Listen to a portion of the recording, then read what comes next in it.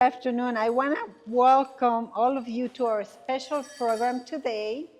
We are celebrating Indigenous Peoples Day, and we have Michael McCubney, I hope I said it right, representing Four Holes Indigenous Organization from Richville, South Carolina.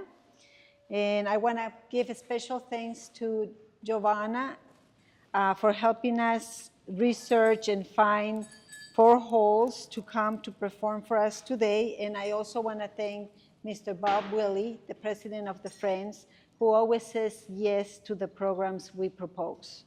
Without any further ado, Four Holes, Indigenous Organization. Hopefully I can talk loud enough. Everybody can hear me? If not, I can put on the mic if I have to. Like she said, my name is Michael McElvaney. Don't worry, I've had trouble with that last name all of my life, so that's okay. And I have my family here with me today. This is my wife, Karen. This is my daughter, Kinley, and this is my son, Garrett. The Four Holes Indian Organization is the name of the organization that we run our free clinic through. But our actual name of our tribe is the Edisto Natchez Kusso Tribe, or Natchez Kusso Tribe. A lot of people get us mixed up with Edisto Beach area, Edisto Island, but that has nothing to do with our tribe. There were some Native Americans that did originate in that area before, but we get Edisto from the name of the Edisto River, because as we migrated, or should I say we were pushed inland, we live now currently on both sides of the Edisto River, on the Dorchester County side and on the Colleton County side. So that's where we get Edisto from. So just to give you a brief history here. Natchez, or Natchez, is still a tribe in Mississippi area today. So a lot of people tell us that we talk like we're from Louisiana. I get that a lot. I said, well, you know, that's part of our people out there. Because in 1720, during the French Indian Wars, a band of the Natchez fled from the Mississippi area, and they joined with the Cherokee. Well, then they left the Cherokee, and then they joined with the Catawba. And then they left Catawba, and they joined with the Kusso, which was already in and around the Charleston area. We have documents dating back to the early 1500s where we did trade with the Europeans as they came in. So the Kusso has always been here. So that's where we get Kusso from. And like I said, the Natchez from Mississippi, a band of those fled over here, and they joined in with us. And that's how we get the name Edisto Natchez Kusso. Anybody ever heard of Edisto Natchez Kusso? I didn't think so. We are not a federally recognized tribe yet. We're pushing for that. We've been fighting for it since 1982. We did get state recognized in 1987 and again in 2010. So we are state recognized. So a big process to try to get federally recognized, but we are fighting very hard for that. But today, I'm just going to talk a little bit about some of the things that, how we lived, and there's always something to learn, I promise you. So I'll talk a little bit about what we hunt with. Of course, everybody knows what this is, the famous bow and arrow. We typically around here, probably birch wood or anything that was real flexible, of course. And then the string was made out of the back strap of a big animal. We would dry the back strap out, and we would intertwine that together, and we call it today sinew. And we still use that a lot. And of course, everybody is very familiar with the arrow. I'm sure a lot of you have found arrowheads before. But as we killed animals, of course, we tried to use every part of the animal. As you see here, this is the feathers from a bird. This is the bone. So some arrows were made out of bone. The ones that we typically find around and in and around the area are probably made out of rock, carved out of rock. Y'all want to pass this? You want to pass it around and let people look at it? And that's what we use for the bigger animals. How many knows what this is? It's bamboo. Yeah, you got it. So we use a blowgun. This is a blowgun. We made it out of bamboo, so that was correct. Some would use the hot-cold method to try to hollow the bamboo stick out so we could shoot our darts with it. And I did have some darts for our blowgun, but my son took care of those. So I wouldn't be able to demonstrate today.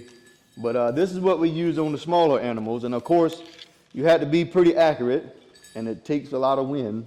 But it does go a pretty good distance. So this is what we use when we hunted for smaller animals. And again, as I said, we use everything. This is the jawbone of a bison, a buffalo. And we were great at carving. So as you can see here, we carved out the eyes. That's the nose. That's the mouth area. Still has the teeth in it. Now they probably would have used it as a weapon, but today we just use it as part of our regalia, or for things like we're doing here today for exhibition, just to show off.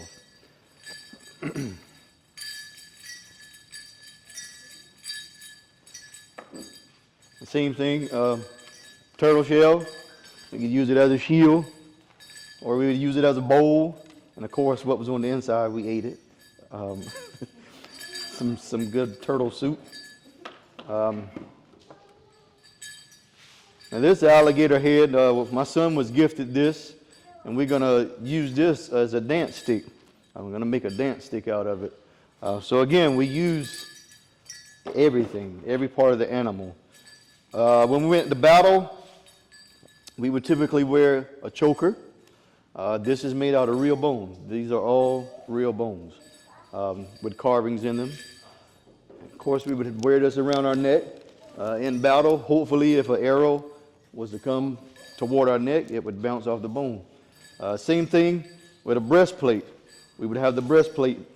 I didn't bring that with me today. I apologize, but we would have the breastplate about this long on our chest, made out of bone, for the same reason, just in case an arrow came in this area, it would hopefully deflect off the bone and not pierce our bodies.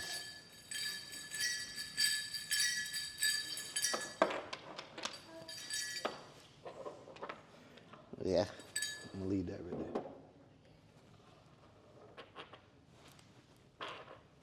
And then again, here we have, this was a pipe. This is made out of deer antler. And this was just a piece of wood. And these are teeth. So again, we use everything. We normally make necklace out of these. Some of my pipes have fell apart. And of course, I'm sure everybody's familiar with the turquoise rocks that we make the necklace out of. And this right here is what we call a medicine wheel. And when we dance, you'll see he has one in his hand. I'll have one. And what we like to think is as we dance, we're giving out good medicine. There's several different reasons why we dance. Of course, we want to keep the tradition alive. We want to keep that alive. But there's some people that dance because they have a relative that can't dance. Or while we're dancing in the circle, we might be sending up prayers. And so that's why we call this the medicine wheel. That hopefully while we're dancing, we can spread out good medicine to anyone around us.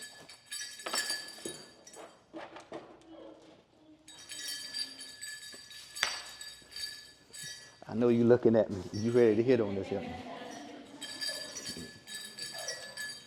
And of course, if we couldn't have our drum, a powwow, should I say, do our celebrations without a drum. How many has ever been to a powwow, Native American powwow? Oh, we have two? Okay. All right. Well, I actually just came from one. We just had one over the weekend that was in Berkeley County at the old Santee Canal State Park. But our powwow is in April, so all of you are welcome to come. It's out in Ridgeville. I might be able to leave some info with some of these here at the library. It's a 2-day event. We have several vendors that come out and have all kind of Native American crafts, Native American foods. There's dancers and drummers that come from all across America. And it's up under a big tent, so you'll be out in the weather. So we would love to have every one of you there. Bring your families. It's open to the public. And this is the drum, of course. Once this drum is built, and the hides are put on, and it's all put together, and then it's prayed over, or it's blessed. And we have to treat this drum like it's our child. We have to take care of it. If we go to a powwow, and as you've seen when you first come in here, I had a blanket over the drum. We go to a powwow and we leave our drum, we don't put a blanket over it, or we have trash around our drum, we're disrespecting our drum, an elder can come up to us and they can just take our drum, and there's nothing we can say about it. So that's how important it is. And of course, in our tribe, and I get in trouble a lot for saying this, I'm sorry, we don't allow the women to beat on the drum. I'm sorry. You can stand around the drum and sing, but normally it's the men around the drum. Now, other tribes have their own preferences, but in our tribe, it's just the men beating on the drum.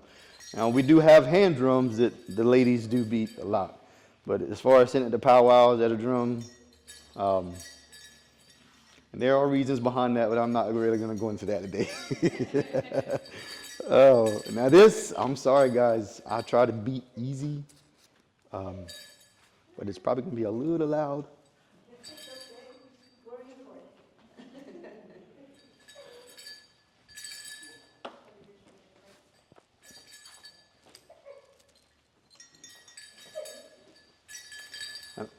How many thinks they know what a Native American drum beat sounds like? Let me give you an example. Does this sound right?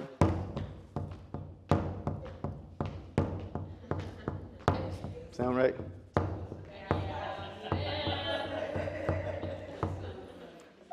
No, that's not right. I'll tell you what we call that. We call that a Hollywood drum beat. Because the only place you will hear that is on TV or Atlanta Braves game, Florida State, but you will not hear that at a powwow. And we don't dance around the fire and say, woo, woo, woo, woo, woo. Again, that's Hollywood. But the Native American drum beat is just as simple. That's it. 1, 2, 3, 4. That's it. Now, in some songs, you will hear a beat like this, which resembles the heartbeat.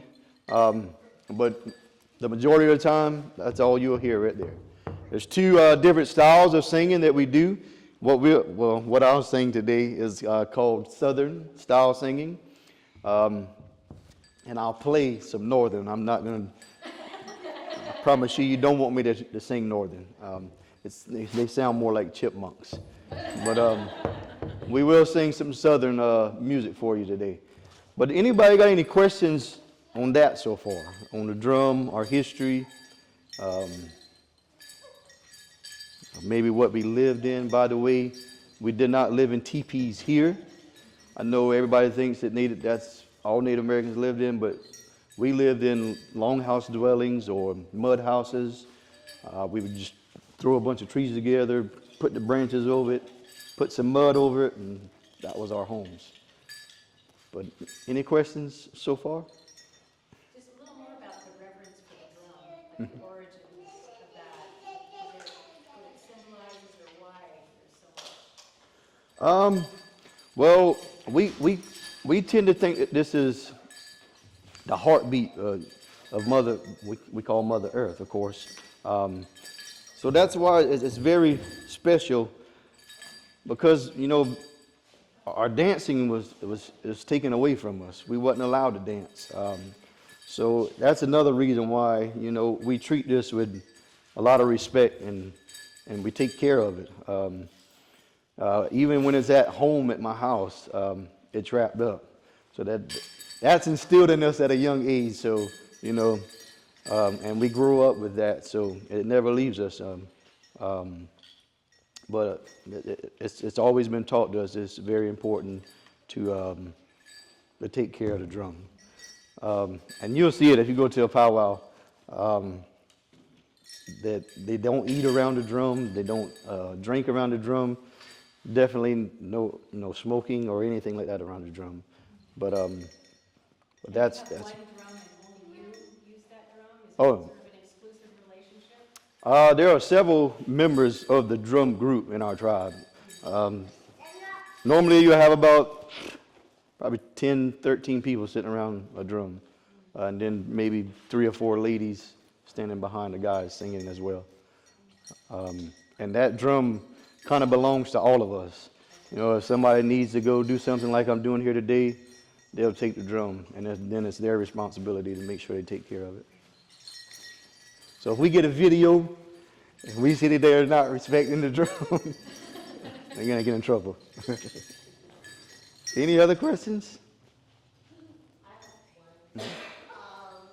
Historically, it's been said that Gullah Geechee natives and Native American tribes often commune together and blended together. Is that the same case with correct me if I'm saying it wrong, Edisto Natchez? Yeah, Edisto Natchez Kusso. Actually, it is. We were, I guess you can say, one of the friendly tribes. Matter of fact, they just did, what was the name of the forest? I can't remember. Somewhere in Beadler Forest, we just, I can't remember his name, I'm sorry. But we just, they did some kind of exhibition there, and they were talking about the Underground Railroad, and actually where our tribe intermingled with some of the African American people and helped them escape. So yes, we did. That is very much true, and that's something that we're still learning about right now. So I'm glad you kind of brought that up, but we're still learning about that. I think it was, I can't remember his name, the governor, not the governor, I can't remember his name right now. Clyde, is it Clyburn? Yes, Congress, yeah. But we, our chief and him just had the thing at a presentation at Beadler, I think it was somewhere in Beadler Forest, and that's what they came together for. So yes, we did intermingle. What's the significance of the bells on your feet then? So if we were captured, we wore moccasins, of course, and we were very quiet. So it was easy for us to escape. So they put bells on us, so they could hear where we're at all the time. They would put bells on us. Yep. But we wear them today, more mainly to keep the beat with the drum. But the tradition behind it is that we wear it now to say, hey, we're free. It's just a reminder that, we're not under that bondage anymore. I guess you can say it like that. I don't want to go too deep into it. But any other questions? I apologize for running a little bit late. There was an accident on 17 coming in. Oh, you're fine. But I'm not going to cover this already a lot, but I have an interest in knowing what you may be aware of that you can share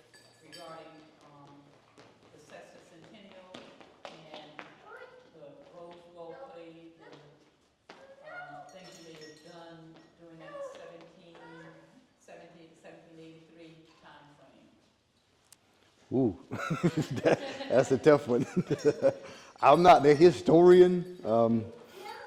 I'm not quite sure. I wish I could answer that for you. I'll tell you what, if you write that down, I can get you with someone that can answer that for you.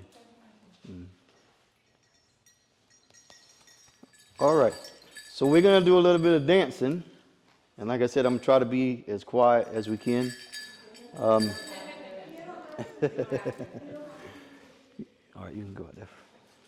We'll slide the drum back so you can have some more room.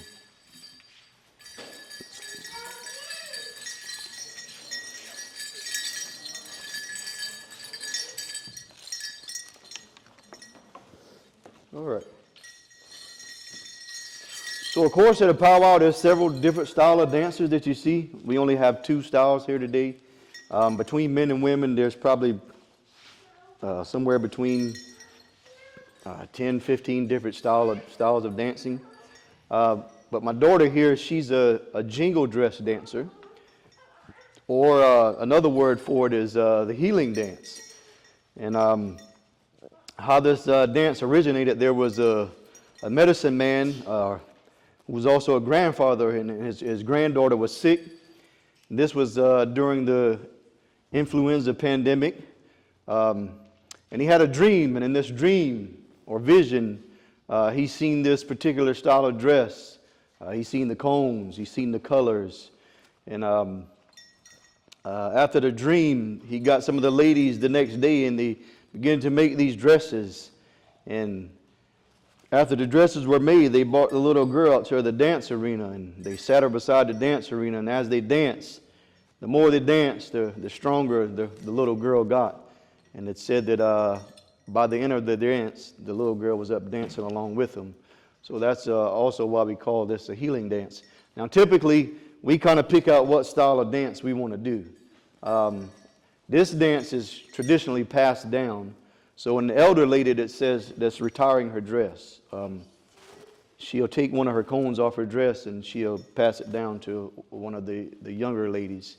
Or if a younger lady has a dream or that she's doing this style, that's normally how this is passed down. And we pick out the colors. So some dancers have, wear the tribal colors. But as you can see, my daughter loves all kind of different colors. But she likes those vibrant colors. So, and in her hand right here, she has it's a fan. Those are imitation eagle feathers. We are, like I said, not federally recognized, so we're not allowed to have the real ones. In certain ceremonial things that we do, we could have the real ones, but unfortunately, we're not allowed to have them at powwows right now. You ready? You want 2 pushes or 4 pushes? Whatever. You gonna help me? Hey, hey, hey, hey,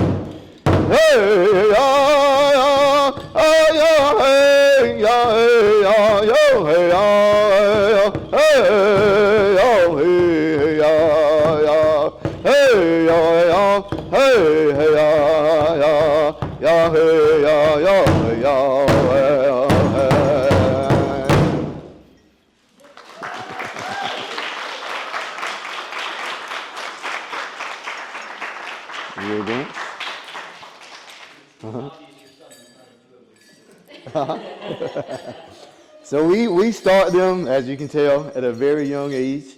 There was a period of time in our tribe where the younger ones were kind of straying away from the traditions, but we have dance classes now, and we also have craft. Well, we're going to be having craft classes once our building is finished, and language classes. So we're trying to keep the traditions alive.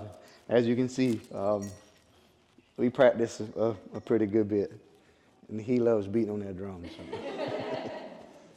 All right, the next style of dance that we're going to do here is called the grass dance. This dance was originated out in the west, in the plains, where the tall prairie grass is at. And what they would do, of course, they did live in teepees out there.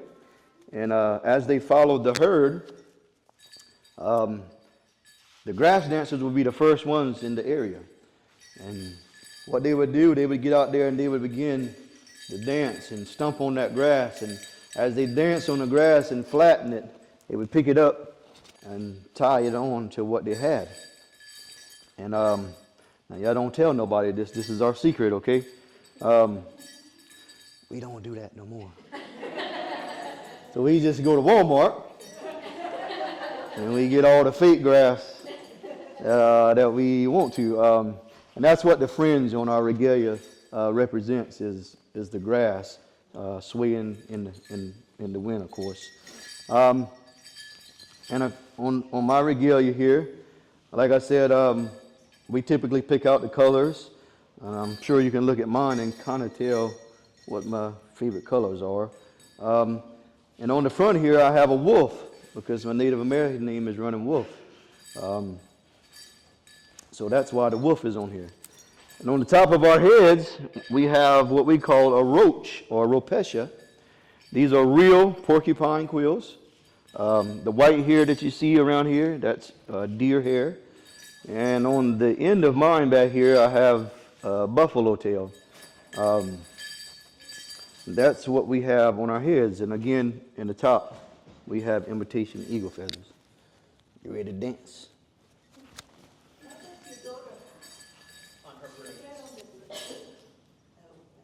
Oh, that's mink. So some of the ladies, they'll wear minks, or otters on their otter tails on their braids. And I'm sorry, I forgot to mention that she is our junior Miss Edisto. So that's why she has the crown on her head. We do have 4 princesses in our tribe. We have a little miss, we have junior miss, we have teen miss, and we have Miss Edisto. And they all compete in a pageant, just like in Miss America, a Miss America pageant, and she was able to win it this year, so good job. Good. Hopefully this plays right, and if it does, we'll just keep on dancing anyway. It doesn't. Let me see here. Make sure it's loud enough. All right. And like I said, this style of singing that you're about to hear is Northern.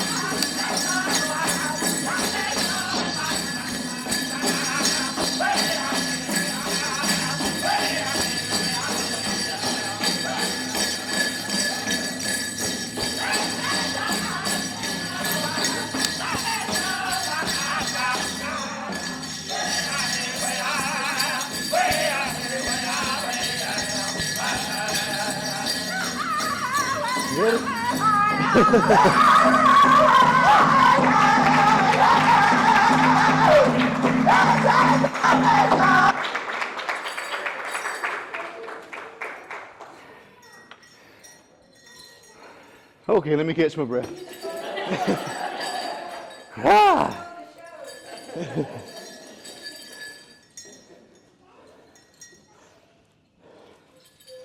All right.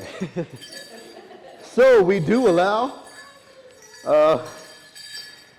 some participation at the powwow for the public to come dance with us.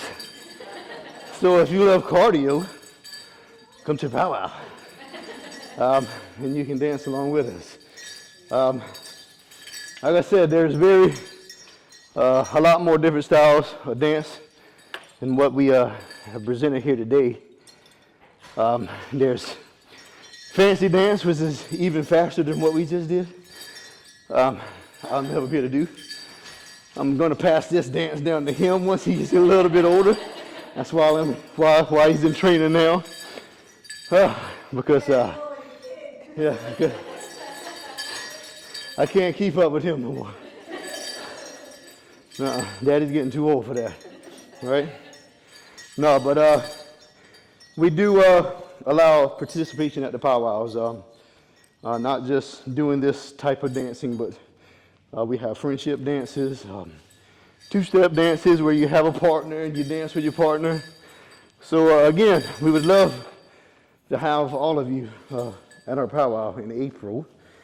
Mark that on your calendars, because we'd love to see you there. All right. What? Oh, yeah. Oh, sorry. And if you hadn't noticed that I've been calling this what we have on, regalia. A lot of people have come up to us and I'm a nice guy. I try to be a nice guy anyway. Thank you so much. Appreciate it. You want some? A lot of people will come to us and tell us that they love our costumes. Yeah. So if you do go to a powwow, please don't walk up to somebody and tell them that you love their costume. Because of course, a costume is something that you put on to pretend to be something else. That's not why we wear these. It's who we are. So the correct term is regalia, or just tell them you love their outfit. I love your dress. Never say costume. Because you might not get a good response from. There are some mean folks out there. So just putting that out there. Any questions about the dances? No? Really? Does the direction that you move have any significance, whether it be spiritually or culturally? Not necessarily. Now, we do count dance clockwise.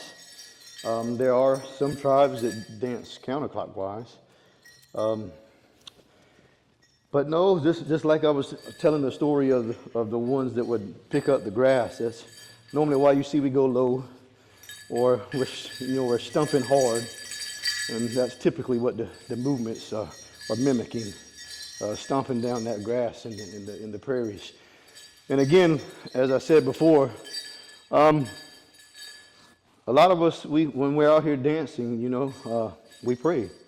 And that's what I tend to do when I'm out in a circle. I like to pray and give honor to my Creator, whatever you call him, God, Jesus. That's why I dance, and of course to keep our traditions alive. This was not typically a dance style on the East Coast. We were Eastern Woodland, and that is another category of dance that you'll see at powwows. A lot of their regalias have a lot of flowers and things like that on it. And they wear feathers on their head, not like a war bonnet, but just two feathers, fan feathers on both sides of their heads. So there are some dances that are specific to this, our region, but again, like I say, we pick out what style of dance we want to do. And this is why I chose this style, I don't know, but hey, we love it. Either way, we love it. Where do you differentiate like north and south? I grew up in Elizabeth, New Jersey, watch on the Indians, where I go. They don't say like north.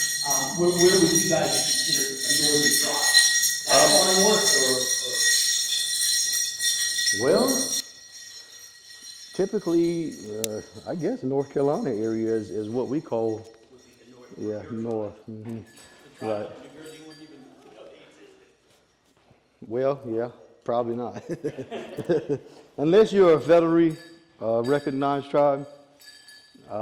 And unfortunately, a lot of those tribes kick against the state recognized tribes because they don't want too many federally recognized tribes because they think there'll be too many hands in the pocket, in the bucket, But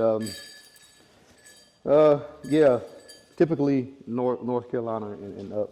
That's where you'll hear more of that style of singing in North Carolina. And again, you'll hear that down here as well. So again, it's kind of what you want to do. So we don't base it off a certain region. You have to sing this way. You have to dress this way. And the music and the dance is medicinal and spiritual mostly, correct? What was the first? Music and the dance is musical and spiritual. Right. Yeah, some of the songs that we sing are just vocable songs. So vocables is something like when you get happy, you're like, woo, woohoo, stuff like that. But some of the songs that we sing are word songs. So we have flag songs, just like we have a national anthem. We have flag songs. We have prayer songs, healing songs, and it's all in different languages or your specific language. Well, we had the Natchez or the Natchez, which spoke their own language, but here we spoke Muskegon. I know a little bit. Let me see if I can remember. So I should have said this at the beginning. Hishke Jahojifikados, Michael. So that means, hello, my name is Michael. In the Natchez, that is, you remember? Oh, Chinkololo. I'm having a brain fart right now, but we're trying to learn what was specific here. So when the Natchez came here, they had to learn the language that was already spoken here. Of course, we wouldn't stop. Trying to bring down Yes, language yes. and the crafting Yes. and all of that with the new generation. Yes. It's like I said, a period of time that was kind of lost in our tribe, but we're starting to get it back. Right. What's the name of your tribe? It's the Edisto Natchez Kusso. Edisto, It- how you spell It's Edisto, Edisto. right? Yep. The Natchez, it's Natchez. And Kusso is Kusso.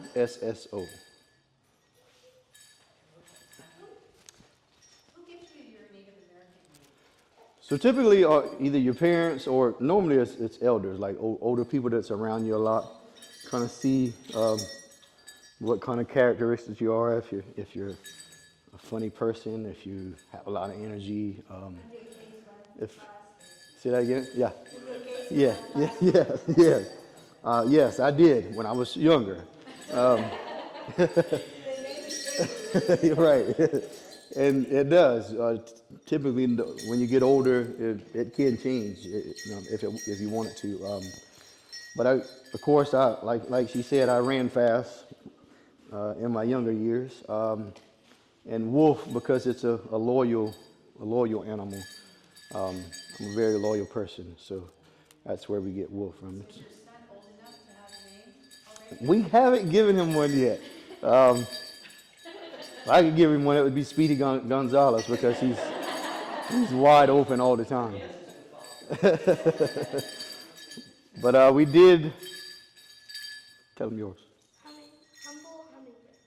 Humble hummingbird, yes. Humble hummingbird. Humble, yeah, hummingbird. I don't know why I'm so tongue-tied today. But she's very, very, very humble young lady. Now this one right here, yeah, he's our wild child.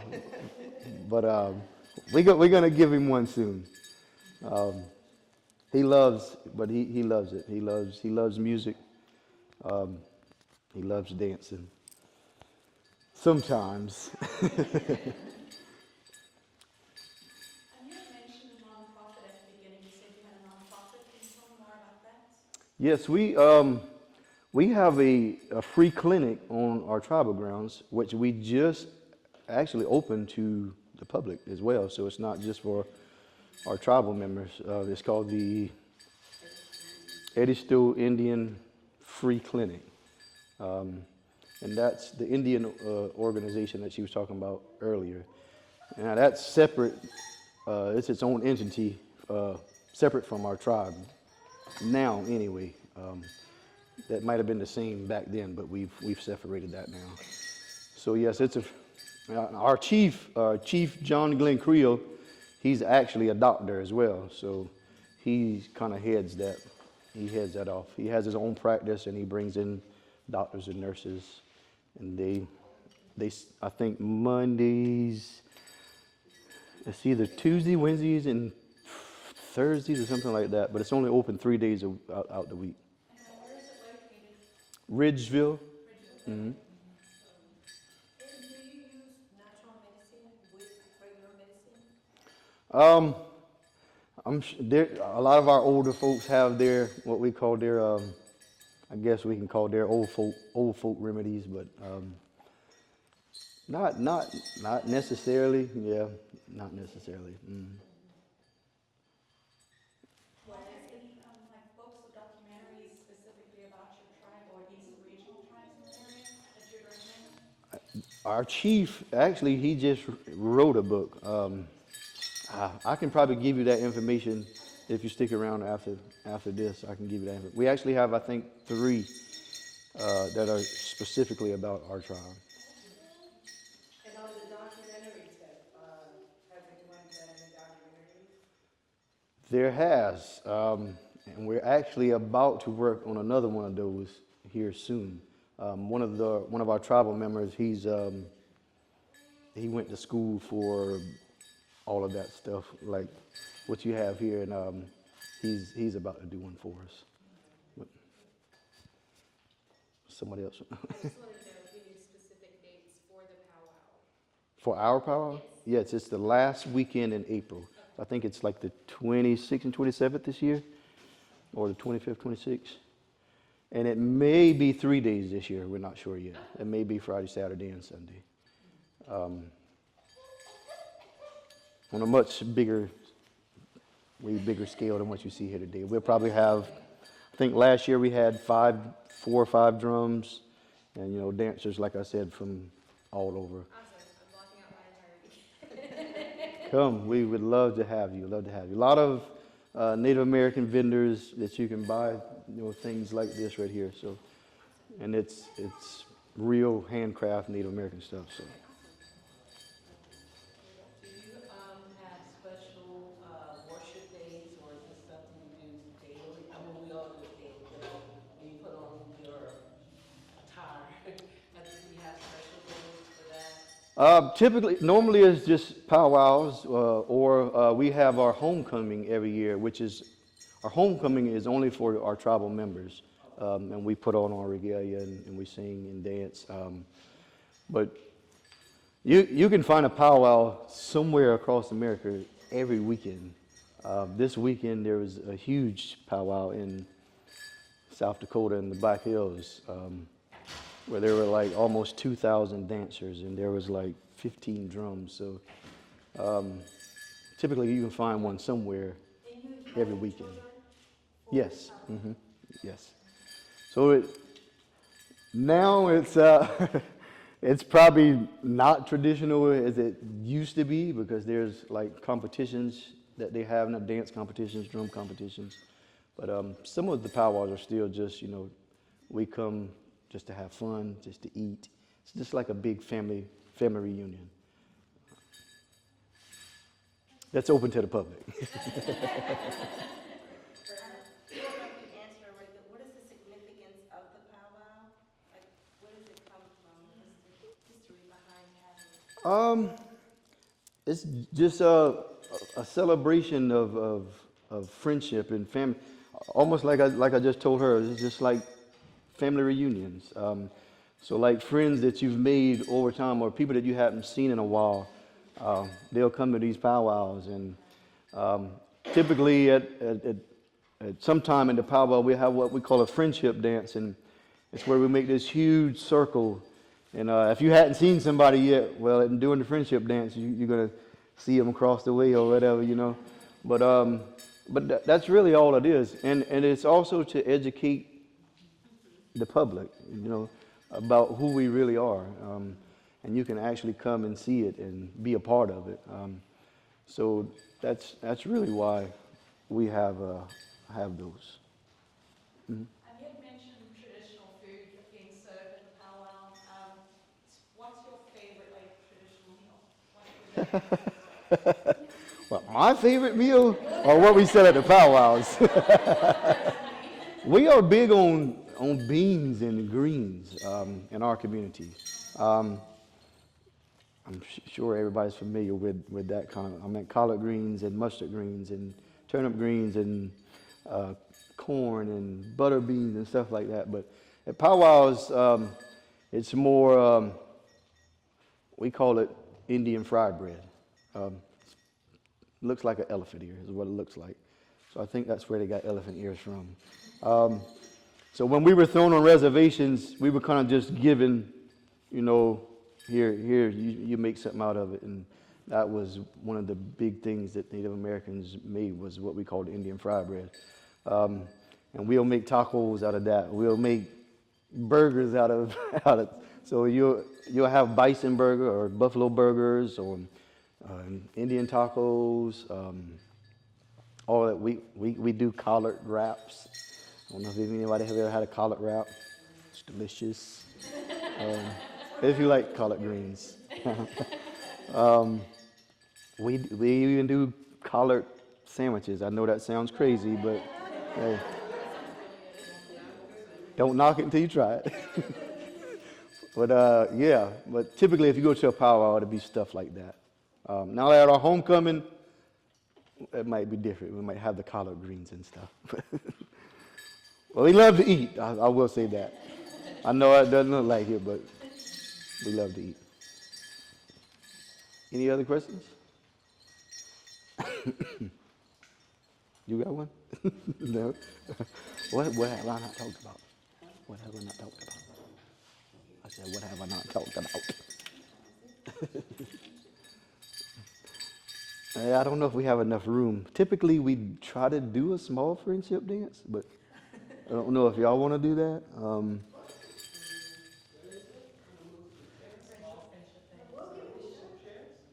Yeah, we can do it. It's easy. You just hold hands and.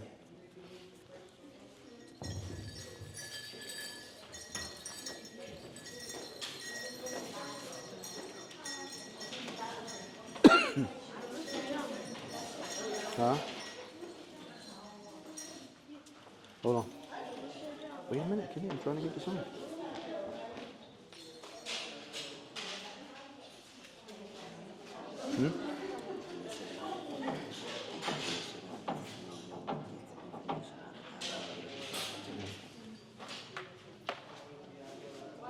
Can you play this? You gonna help us? I can help what you want me to do. You gonna dance with us? Unless you need me to. You can. This is fine right here. That's perfect. Perfect. Okay, thank you so much. I'll make sure he gets this. Thanks for coming.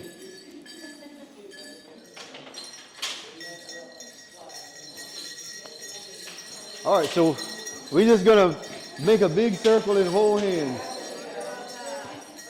Here. Come on, bud.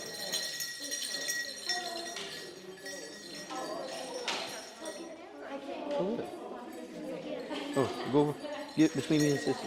Or get by sister.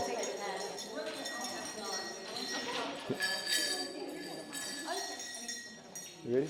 So all you have to do is just follow the leader. Killer, you on the wrong side. You're supposed to be on this side. You're supposed to be on this side. Because you got to be behind me. Come on, this side, this side, this side, this side, this side. Get on this side, this side. All right, we're gonna go this way. So at the powwow, when we make a big circle like this, and it's way bigger than this, you can see across and say, hey, how you doing over there? All right, let's go this way.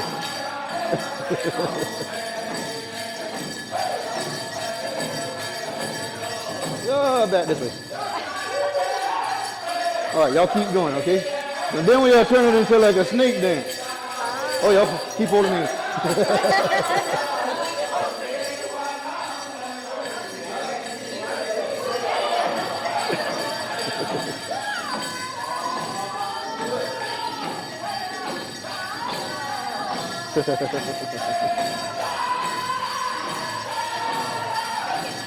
All right, we're gonna coil up like a snake.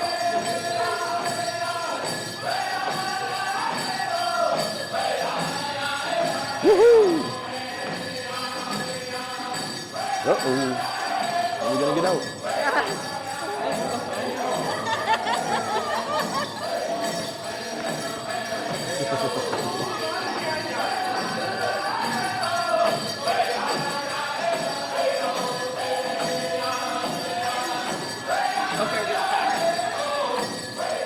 Let's spread out.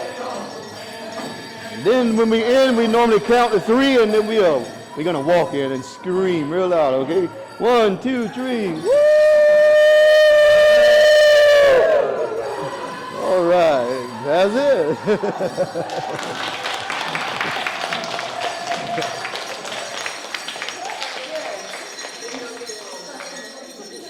Now, can you imagine that with like 100 and something people? That would, yeah.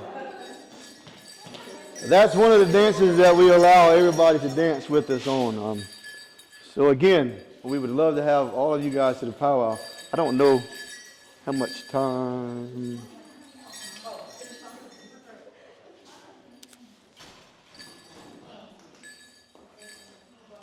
Four minutes? Okay. But any other questions before we go? I hope you learned something today. And again, if you come to the powwow, you can learn a lot more and see a lot more. You got a question?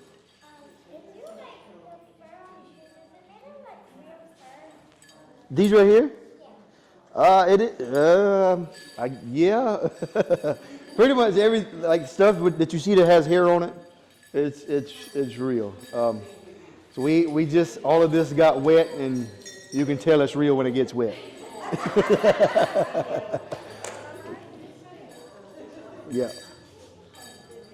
Any other questions? Do you make your own headpiece, or is there somebody that specializes in that? You tell them what it is you're looking for, and they select something for you? I wish I had the time to sit down and make one of these. So all of these that you see, they'll take a little bundle of these, and they actually sew it into the yarn that you see here. It takes a long time. I don't have the time to do it, but yes, we do. There are people that we trust, by the way, and we'll tell them what colors we like, and he'll put the colors in it, make it the length that we want it. Same thing with our regalia. We try to make our regalia. We do have craft classes, but it's more typically of making things like chokers and breastplates, like bone or bead work or stuff like that. Now the lady that makes ours, we call her auntie, and we just tell her the colors and what style we want, and this is what she comes up with. So we trust her. She's made all of our regalias. As a matter of fact, she's in the process of making my whole family regalia, a new regalia. So yeah. But we do have some in the tribe that that does make regalia, that has the time to do it. It's a lot of work that goes into it, a lot of work. Where did she get the protein things from? Or Well, the guy that does these, I don't know where he gets them from, but he gets them by, I mean, there's a lot. If you ever seen the picture of it, it looks like too much, but I don't know where he gets it from. I have no idea, but I'm glad he does.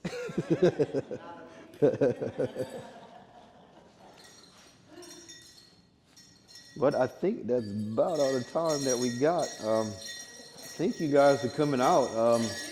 And again, please keep in mind, April, the last weekend in April, come out, bring your families, bring your friends, bring everybody that you can, and we would love to see you at our powwow in next April. Yeah.